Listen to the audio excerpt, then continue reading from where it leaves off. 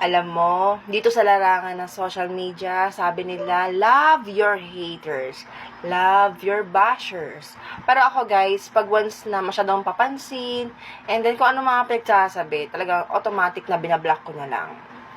Nakakatawa lang, may mga lalaki na nandito, tapos top fan pa. Yung mga iba ha.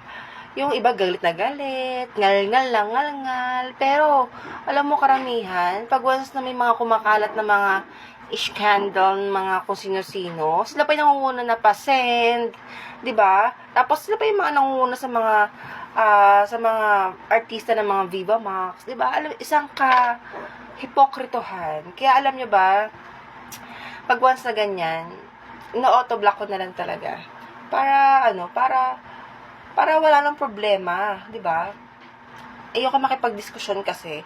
Although minsan may time ako makipagdiskusyon pero ayoko talaga. Kaya autoblock.